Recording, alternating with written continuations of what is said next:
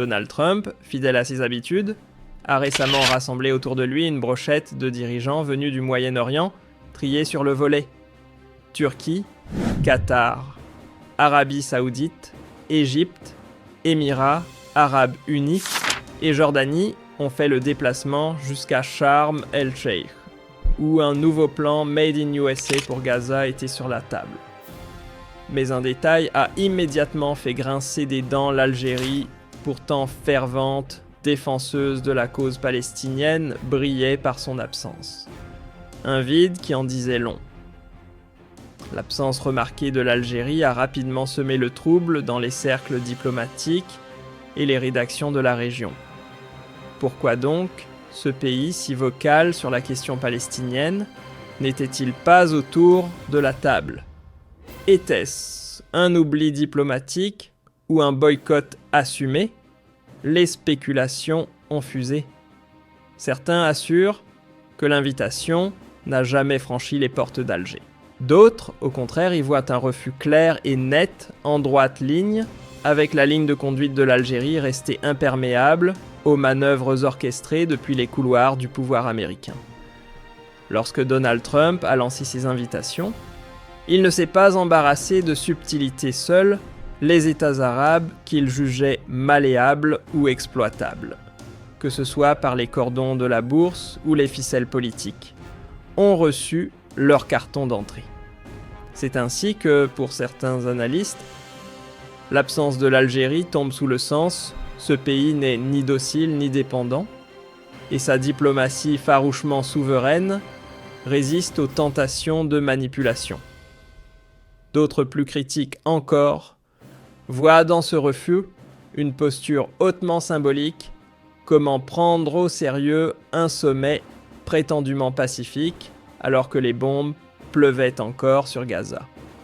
Dans ces circonstances, la présence de l'Algérie aurait sonné faux, presque comme une trahison envers ses propres valeurs. Fidèle à son éthique diplomatique, Alger ne se montre que lorsque la cause est juste et l'intention sincère. Autrement, elle préfère le silence digne à la mascarade collective. Ironie du sort, ce sont des pays éloignés du drame palestinien.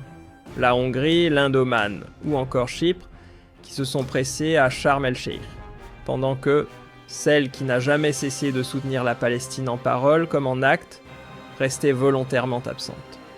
Pour nombre d'observateurs, le tri des invités à ce sommet ne s'est pas fait sur la base de leur implication réelle dans la crise de Gaza, mais plutôt sur leur degré d'alignement avec les plans de Washington pour remodeler la région. Et comme si cela ne suffisait pas, l'absence flagrante du Hamas, acteur central du dossier palestinien, a vidé la rencontre de tout contenu sérieux. Du côté d'Alger, qui campe farouchement sur son refus de normaliser avec Israël et continue de soutenir la lutte palestinienne, il était tout simplement hors de question de s'asseoir à une table où l'on débat du sort de Gaza sans les principaux concernés. Sur la toile arabe, les claviers se sont enflammés. D'un côté, on accusait l'Algérie de bouder les grands rendez-vous internationaux et de se marginaliser volontairement. De l'autre, on applaudissait une décision jugée intègre, celle de ne pas servir de figurant dans un théâtre diplomatique mis en scène par la Maison-Blanche. Comme pour enfoncer le clou, le Washington Post a levé le voile sur un paradoxe croustillant. Des pays comme Bahreïn, le Koweït, Oman, le Qatar, les Émirats, l'Arabie Saoudite, la Jordanie et l'Égypte, tout en chantant publiquement l'hymne de la solidarité avec Gaza, entretenaient dans l'ombre des liaisons discrètes, mais bien réelles avec Tel Aviv. Étrangement, ou pas. Aucun mot sur l'Algérie dans les révélations du Washington Post. Un silence qui en dit long et qui vient consolider l'image d'un pays droit dans ses bottes inébranlables face au vent de l'opportunisme régional. Dans une vidéo devenue virale, un commentateur n'a pas mâché ses mots pour Alger, il est tout simplement impensable de partager une table avec ceux qui ont d'une main affamé Gaza et de l'autre prétendent en pleurer le sort. Selon lui, si l'Algérie a brillé par son absence, ce n'est pas un hasard, mais bien une position assumée hors de question de se joindre à une réunion orchestrée par des figures comme celle d'Égypte ou de Jordanie, souvent accusées de défendre Tel Aviv plus que Ramallah.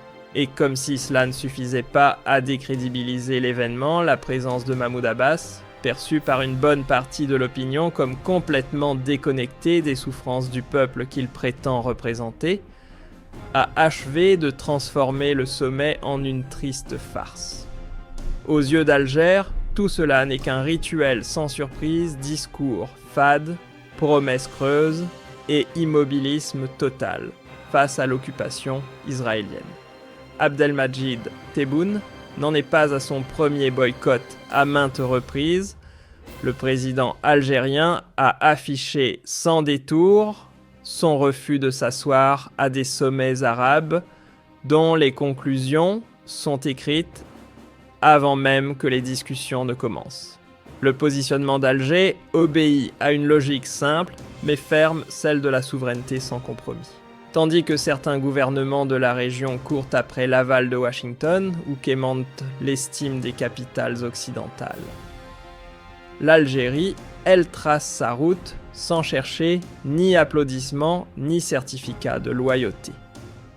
Son absence, loin de signaler un repli, résonne comme une déclaration haut et claire de sa fierté diplomatique. La presse algérienne n'a pas manqué d'applaudir cette posture, y voyant un choix lucide et digne. Plusieurs éditorialistes ont d'ailleurs ressorti les propos cinglants de Donald Trump à l'égard de certains chefs d'État arabes, qu'il réduisait sans gêne à de simples portefeuilles sur pattes riches, mais dénués de courage, utiles uniquement quand il s'agit de payer la note. Pour Alger, il aurait été impensable, voire indécent, de cautionner une réunion orchestrée par un homme qui traite les nations arabes avec autant de condescendance. Ce serait tout bonnement une trahison éthique autant qu'une erreur stratégique. Le message transmis par Alger ne laisse aucune place au doute tant que l'armée israélienne continue de piétiner Gaza, pas question pour l'Algérie de s'aligner derrière une bannière étoilée. Participer à un sommet sponsorisé par Washington pendant que Gaza saigne inimaginable.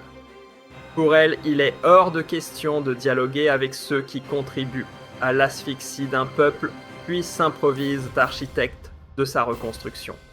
À Alger, le soutien à la Palestine ne se mesure pas au nombre de discours enflammés, mais à la capacité de dire non, non, à l'hypocrisie non, à la compromission et oui, à la résistance.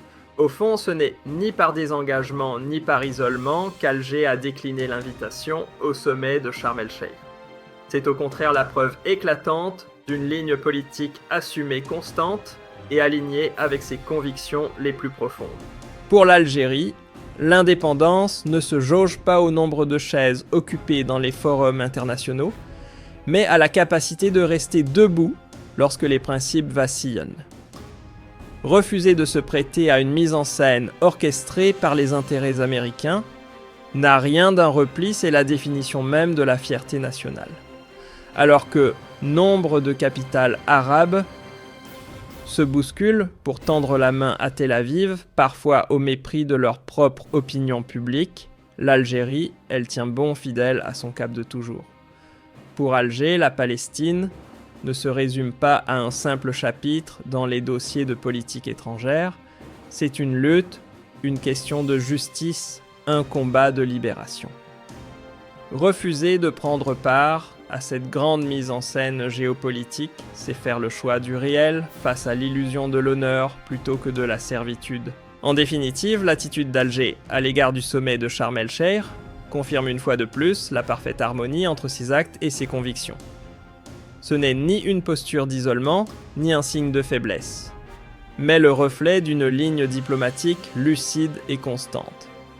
L'Algérie sait reconnaître derrière les belles promesses de dialogue ou de partenariat les ficelles grossières d'une mise en scène au service d'intérêts hégémoniques. En refusant d'y prendre part, elle affirme sa clairvoyance et sa loyauté à des principes qui ne se marchandent pas. Jamais l'Algérie ne s'est pliée au jeu des alliances dictées de l'extérieur, ni ne s'est précipité pour rejoindre un échiquier régional dessiné par d'autres mains. Sa boussole, c'est la souveraineté réelle, celle qui se fonde sur la liberté de penser et d'agir en accord avec sa propre conscience collective. Dans un monde où les compromis servent souvent de monnaie d'échange, et où les discours de paix camouflent une soumission bien orchestrée aux intérêts dominants, la posture d'Alger ne relève pas de la diplomatie classique, mais d'une véritable insoumission morale. Ce n'est pas simplement un refus de participer, c'est un coup de théâtre diplomatique.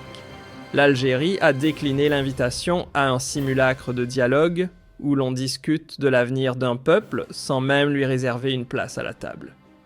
Dans ce jeu de dupes, où les oppresseurs se griment en bienfaiteurs et où les drames humains deviennent des tremplins pour des alliances intéressées, Alger a choisi la rupture. En refusant de jouer ce rôle dans un scénario déjà écrit, elle a crié haut et fort que la dignité ne s'achète pas, que la solidarité ne se troque pas, et que la Palestine n'est pas un chapitre administratif, mais un combat vivant.